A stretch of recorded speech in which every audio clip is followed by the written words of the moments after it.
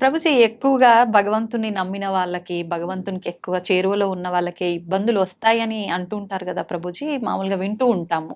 అదంతా ఎంతవరకు నిజమంటారు? అసలు నిజంగా హ్మ్. భగవంతుడి దగ్గర ఉన్న వాడికి కష్టాలు రావు అనేది ఎంత అబద్ధమో, హ్మ్. భగవంతుడి దగ్గర ఉన్న వాళ్ళకి ఎక్కువ కష్టాలు వస్తాయి అనేది కూడా అంతే అబద్ధం. హ్మ్. ఈ ప్రపంచంలో అందరికీ కష్టాలు సుఖాలు వచ్చి తీరుతాయి. ఓకే. ఇప్పుడు చూడండి, నేను చెప్పాను అనుకోండి, ఈ సంవత్సరం ఎండాకాలం లేదు, హ్మ్. మీరు నమ్ముతారా? ఎలా సాధ్యపడుతుంది ప్రభుజీ? పడదు కదా. హ్మ్. నేను చెప్పాను అనుకోండి, ఈ సంవత్సరం ఓన్లీ ఎండాకాలం ఉంటుంది, హ్మ్. వర్షాకాలం ఉండదు, చలికాలం ఉండదు అని అంటే మీరు ఏమంటారు? ఓ బాగుంది, చాలా బ్రహ్మాండంగా ఉంటుంది. వినటానికి బాగుంది కానీ ఎలా జరుగుతుంది? అంతే కదా అలా ప్రభుజీ. ఉండదు కదండి. అవును. వర్షాకాలం వచ్చినప్పుడు చలికాలం వస్తుంది, చలికాలం అయిపోయాక ఎండాకాలం వస్తుంది, ఎండాకాలం అయిపోయాక మళ్ళీ చలికాలం వస్తుంది, వర్షాకాలం వస్తుంది. ఇది ప్రపంచంలో అందరికీ తెలిసిన విధం. అవును.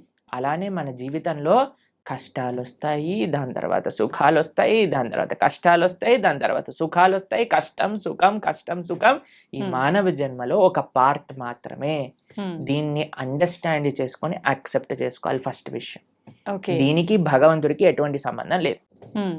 నీ జీవితంలో అంటే మనందరి జీవితంలో కష్టము సుఖము, సుఖము. ఎలా అయితే ఎండాకాలం వస్తుందో, ఎలా అయితే వర్షాకాలం వస్తుందో, ఎలా అయితే చలికాలం వస్తుందో, అలానే కష్టము సుఖము మిక్స్డ్ కాలం మూడు మన జీవితంలో ఉంటాయి, ప్రతి ఒక్కళ్ళ జీవితంలో. హ్మ్. మరి భగవంతుడు ఏం చేస్తాడు? హ్మ్. భగవంతుడు ఏమైనా కష్టాలు తీసేసే వాడిని నేను కష్టాలు తీయడానికే భగవంతుని మనం అపాయింట్ చేసుకున్నాము అని మీరు అనుకుంటున్నారా? చాలా మంది ఏమనుకుంటారో తెలుసా అండి, వాడు నా పనివాడు, నాకు ఏదైనా కష్టం వస్తే వాడు దాన్ని క్లీన్ చేయాలి, ఇలా భగవంతుని భావిస్తారు. ఇది కరెక్ట్ భావన అంటారా? చాలా తప్పు ప్రభుజీ. తప్పేనా? మరి మనం ఎందుకు అలా అనుకుంటున్నాం భగవంతుడికి? మనం భగవంతుడి సేవ చేయాలా, భగవంతుడు మన సేవ చేయాలా? మనమే భగవంతునికి సేవ. మరి మనం ఆలయానికి వెళ్ళి చేస్తున్నాం, నాకు ఈ కష్టం వచ్చింది నువ్వు ఇది చేసేసాయి అంతే అని భగవంతుని మన సేవలో పెట్టుకుంటున్నాం. మనం ఎంత తెలివైన వాళ్ళని చూడండి. మనం భగవంతుడు కష్టాలు ఇవ్వడు, భగవంతుడు కష్టాలు తీసేయడు. భగవంతుడు కష్టాలలో దాన్ని ఎదుర్కొనే ధైర్యాన్ని ఇస్తాడు. ఓకే. కష్టం రూపంలో మనకేదన్నా మనం చెడు మార్గంలోకి వెళితే భగవంతుడు ఒక కష్టాన్ని సృష్టించి మనల్ని కాపాడుతాడు, ఎక్కువ ప్రమాదం జరగకుండా. అంతేకాని మనల్ని ఎప్పుడూ భగవంతుడు కష్టాలు పెట్టడు, కష్టాలని ఆపడు. మీకు ఒక ఎగ్జాంపుల్ చెప్తాను. నిన్నే మేము టీవీలో చూసాము. ఒక అమెరికాలో అట ఒక ఫ్లైట్లో 2 సీట్లు ఖాళీగా ఉన్న సీట్లు ఒక్కసారిగా దే బ్లూ ఆఫ్, పేలిపోయాయట ఫ్లైట్లో. అయితే ఆ 2 సీట్లలో ఉన్న వాళ్ళకి అసలు ఎందుకు రాలేదు వాళ్ళు అని చేస్తే, వాళ్ళిద్దరి జీవితాలలో ఏదో లాస్ట్ మూమెంట్ ఏదో అయిపోయి వాళ్ళు వెళ్ళలేకపోయారట. అరే మేము ఫ్లైట్ మిస్ అయిపోయాం, ఆ డబ్బులు పోయాయి, అవి ఇవి అని ఫుల్ బాధపడ్డారట. ఎప్పటి వరకు అంటే ఆ 2 సీట్లు పేలిపోయాయి అని తెలిసినంత వరకు. ఇప్పుడు దాన్ని వెస్టర్న్ టర్మినాలజీస్ లో బర్న్ట్ టోస్ట్ ఫినామినా అని అంటున్నారు అనమాట. అది మీకు టెక్నికల్ టర్మ్స్. అది ఏంటంటే ఏది జరిగినా సరే మన మంచి కోసం జరుగుతుంది అని టైం కానీ మనకి చెప్పదు. ఇప్పుడు మనకి ఈ రోజు ఈ కష్టం వచ్చింది అని అనుకున్నా, ఇప్పుడు సపోజ్ మనకి కాలు ఇరిగింది అని మనం అనుకున్నాం, ఒక యాత్రకి వెళ్ళలేదు, తర్వాత తెలిసింది ఆ యాత్ర బస్సే బోల్తా పడిపోయింది. ఇప్పుడు ఏం కాలు ఇరగటం బెటరా, బస్ నుంచి కింద పడిపోవటం బెటరా? కాలు ఇరగటమే బెటర్. అంతే కదండి.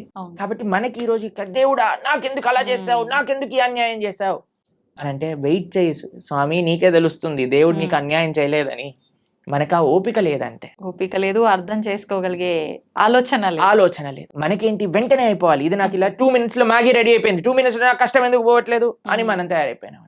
దీనికి తగ్గట్టు చెప్పేవాళ్ళు కూడా, మీరు ఇది చేసేయండి ఈ కష్టం అలా పోతుంది, ఈ మంత్రం చెప్పండి అలా పోతుంది. అది దట్ ఈస్ నాట్ ప్రాక్టికల్ అండి. దుఃఖాలయం అశాశ్వతం. ఈ ప్రపంచంలో దుఃఖాలు వస్తాయి, దాన్ని ఎదుర్కొనే ధైర్యం కోసం భగవంతుని ఆశ్రయించు. రాముడిగా వచ్చాడు భగవంతుడు, రాముడికి కష్టాలు రాలేదా అండి? మీరు ఒకసారి రాముడి దగ్గరికి వెళ్ళి, రామా నాకు అసలు ఏ కష్టాలు రావద్దు జీవితంలో అంటే, పాపం రాముడు ఏమనుకుంటాడండి, నేనే అన్ని కష్టాలు పడ్డాను, నువ్వు నాకే కష్టాలు వద్దు అని అడుగుతున్నావా నా దగ్గరకు వచ్చి అని కూడా చెప్పండి. జనాలు ఏం చేస్తున్నారంటే అండి, ఇప్పుడు ఇక్కడ కష్టం తీరకపోతే దేవుని మార్చేస్తున్నారు. ఆ, దేవుని మార్చడం కాదు, మొత్తం ఏకంగా ధర్మాన్ని మార్చేస్తున్నారు. దేవుళ్ళని తిట్టడము మళ్ళీ ఎందుకు నిన్ను పూజించాలి అది ఇది మామూలుగా తిట్టరు ప్రభుజీ అదే కొంతమంది. అంటే చేసేదేమో నువ్వు, అనేదేమో భగవంతుడు. భగవంతుని. ఎంత విచిత్రం చెప్పండి. మ్మ్. నీ కర్మలకి నువ్వే బాధ్యుడివి. ఉమ్, నువ్వేదైతే తప్పు చేసావో అది నీ జీవితంలో కష్టంగా వచ్చి తీరుతుంది. ఉమ్, దాన్ని ఎదుర్కో, దాన్ని అనుభవించు, అప్పుడే ఆ కర్మ పోతుంది. ఓకే. కాబట్టి ఇప్పుడు ఒక చిన్న పిల్లవాడు చదువుకోలేదండి, ఉమ్, ఎగ్జామ్లో ఫెయిల్ అయ్యాడు.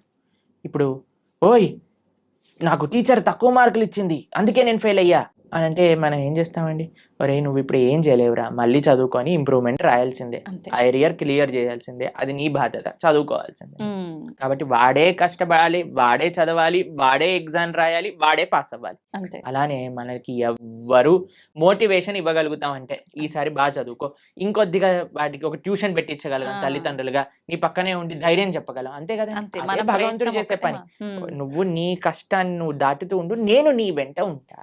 ఉమ్, ఆ ధైర్యం భగవద్భక్తి మనకిస్తుంది. ఓకే. కాబట్టి ధర్మాన్ని మార్చేసే వాళ్ళు ఒక్కసారి ఆలోచన చేయండి. తల్లిదండ్రుల్ని మార్చుకోం మనం. అవును.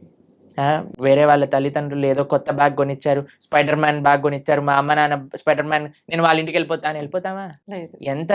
ఎంత సిల్లీయో, ఎంత worst thing to do in life. అలానే మన ధర్మాన్ని వదిలేసి వేరే ధర్మాలకి ఏదో కష్టాలు పోతాయి మాకు, ఉమ్, కష్టాలు తీర్చేవాడు దేవుడే కాదు. మీకు ఒక విషయం తెలుసా అండి, అవునా ప్రభుజీ? ఉమ్, ఎవరైనా చెప్పారనుకోండి ఇది చాలా పవర్ఫుల్, మొత్తం కష్టాలని పోతాయి, అక్కడికి అస్సలు వెళ్ళకూడదు. ఎందుకని ప్రభుజీ? ఎందుకు అని అంటే ఇప్పుడు కష్టాలు పోయాయి అనుకోండి, మన కర్మ ఎప్పుడో ఒకసారి మన కర్మ అనుభవించాల్సిందే కదా. ఉమ్, ఈ రోజు కాకపోతే రేపు తప్పదు. కాబట్టి నీ కష్టం ఈ రోజు మాయమైపోయింది అని అనుకోండి, ఈ రోజు మాయమైపోతుంది, రేపు వస్తుంది, ఉమ్, దాన్ని నువ్వు తప్పించుకోలేవు. ఓకే. అంటే మనం చేసుకునే కొన్ని పుణ్య కార్యాల వల్ల మన పాపాలు తొలగిపోయే అవకాశం ఉంటుంది అని అంటారు కదా ప్రభుజీ. ఇంకొక దాంట్లో విషయం భాగంగా చెప్తాను. పుణ్యము, మంచి పనులు పుణ్యాన్ని ఇస్తాయి, చెడు పనులు పాపాన్ని ఇస్తాయి.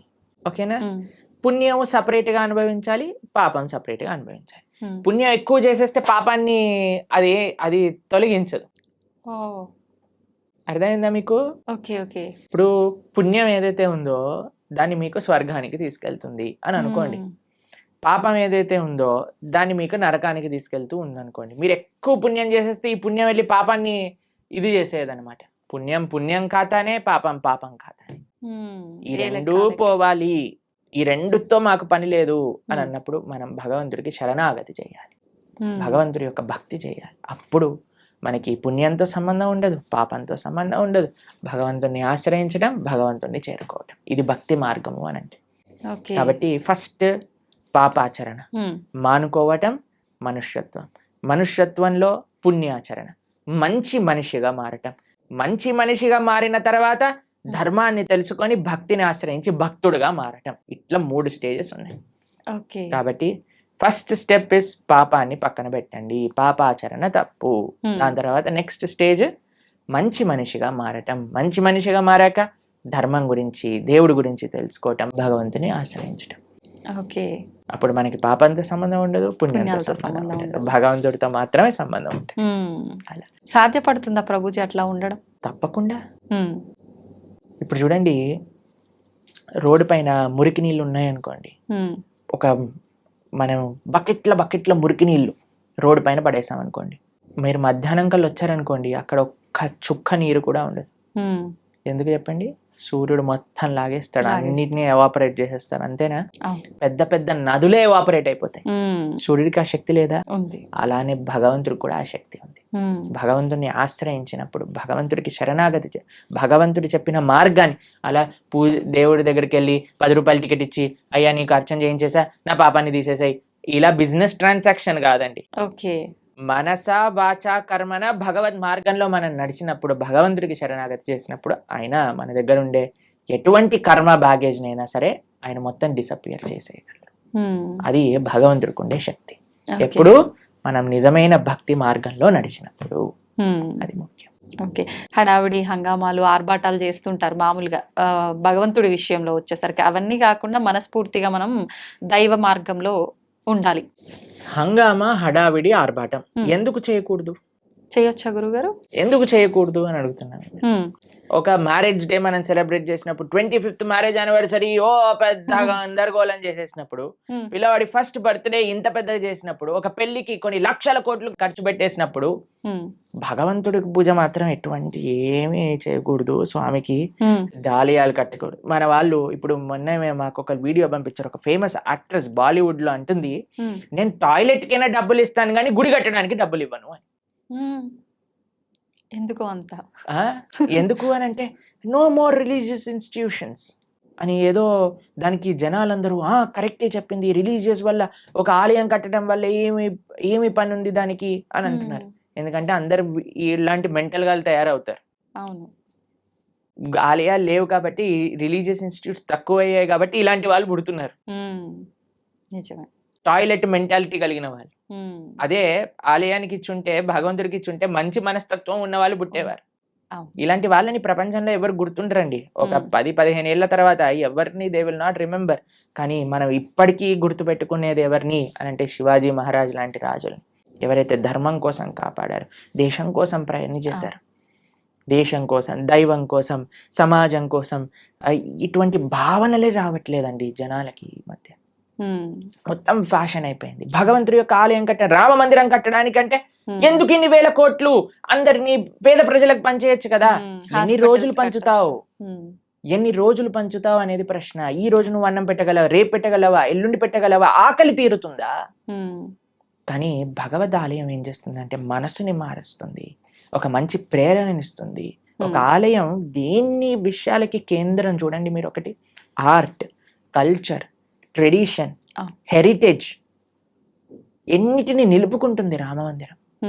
ఒక మందిరం మీరు చూసారంటే ఎన్ని వ్యవస్థలు, పూలు అమ్ముకునే వాళ్ళకి మందిరం, ఒక ఫార్మింగ్ చేసే వాళ్ళకి మందిరం, ఒక ఆర్ట్స్ నేర్చుకునే వాళ్ళకి మందిరం, భగవంతుని ఆశ్రయించిన వాళ్ళకి మందిరం. ఒక మనసులో ఒక ఉత్సాహం, ఒక నమ్మకం, ఒక విశ్వాసం, ఒక ధైర్యం కావాలంటే గుడికి వెళ్తామండి. మీరు మీ జీవితంలో ఎప్పుడైనా వెళ్ళారా అలా? అందరం వెళ్ళే ఉంటాం కదా. ధైర్యం కావాలి. భగవంతుడా మేము ఈ కష్టంలో ఉన్నాం, ఒక ధైర్యం నింపుకోవడానికి భగవంతుడి దగ్గరికి వెళ్ళి చెప్పుకుంటాం మనం. ఎక్కడికి వెళ్తాం ధైర్యం కావాలంటే చెప్పండి. అసలు ఈ ప్రపంచంలో ఎక్కడైనా ఏ ప్రదేశం ఉందా ధైర్యం కోసం వెళ్ళడానికి? మీరు థియేటర్కి వెళ్తే ధైర్యం వస్తుందా? లేదు. పార్క్కి వెళ్తే ధైర్యం వస్తుందా? లేదు. షాపింగ్ మాల్కి వెళ్తే ధైర్యం వస్తుందా? భగవంతుడి దగ్గరికి వెళ్తే ధైర్యం వస్తుంది. ఆ నమ్మకం, ఆ విశ్వాసం, ఆ పట్టుదల. ఏదో ఒకటి ఇన్స్టిట్యూషన్ మన కల్చర్ని, మన ఆర్ట్ని, మన ట్రెడిషన్ని, మన సాంప్రదాయాన్ని నేర్పించే ఇన్స్టిట్యూషనే మందిరం. కాబట్టి మనకి వీ వాంట్ ఎవ్రీథింగ్. ఎప్పుడైనా మీరు హైదరాబాద్ లో ఈ 5 స్టార్ హోటల్ కట్టబోతున్నారు, వాడిని అడిగారండి, ఎందుకు 5 స్టార్ హోటల్ కడుతున్నావు, నీ పక్క నుండే స్లమ్ లో అన్ని డబ్బులు బంచేసాయి, 1 స్టార్ హోటల్ కట్టే సరిపోతుంది అని మనం ప్రశ్నిస్తామండి? లేదు. ఎందుకు? మనకు కావాలి. ఎవరైనా 700 crores 5,000 crores పెట్టి మూవీస్ తీస్తే వాడికి వెళ్ళి చెప్తామా, ఒరే నువ్వు ఈ మూవీ తీయకరా, మేమందరం ఏం పర్వాలేదు, చూడకపోయినా పర్వాలేదు, నువ్వు 1000 కోట్లు పనిచేసే జనాలకి అని చెప్తారండి ఎవరైనా? లేదు. దీంట్లో మనకి ఏం ప్రాబ్లం లేదు. కానీ ఎప్పుడైతే భగవంతుడికి ఏదన్నా సేవ చేస్తున్నారనుకోండి, భగవంతుడికి అభిషేకం చేస్తే వెంటనే పాలేంటి అని అంటారు. నేను చూసానండి సినిమా హీరోల కట్అవుట్లకి పాలాభిషేకాలు చేస్తూ ఉంటారు, రాజకీయ నాయకులకి, కరెక్ట్ రాజకీయ నాయకుల విగ్రహాలకు పాలాభిషేకం. అప్పుడేమైంది మన నీతి? మనకు నచ్చిన పని చేస్తే తప్పులేదు. మీరు చూసారండి ఇప్పుడు కొత్తగా ఈ ట్రెండ్ లో ఏమంటామంటే ఆ న్యూ ఇయర్ పార్టీలు అవి ఇవి అని చేసుకుంటారు కదా, దాంట్లో షాంపైన్ బాటిల్స్ లోంచి షాంపైన్ అంతా ఇలా పోతూ ఉంటుంది చూసావా? అప్పుడు నీకు డబ్బులు వేస్ట్ కాదే, 5,000 10,000 ఎంత ఉంటాయో మనకు తెలియదు, కానీ ఆ బండిటిని నేల కొరగటంలో నీకేం తప్పులేదు, పిచ్చి పిచ్చి గంతులు వేయటంలో నీకు తప్పులేదు, పబ్బులు కట్టడంలో తప్పులేదు, రెస్టారెంట్స్ కట్టడంలో తప్పులేదు, మాల్స్ కట్టడంలో తప్పులేదు, సినిమా థియేటర్లు కట్టడంలో తప్పులేదు, మందిరం మాత్రమే తప్పు. ఎందుకంటే భగవంతుడు మంచివాడు కాబట్టి.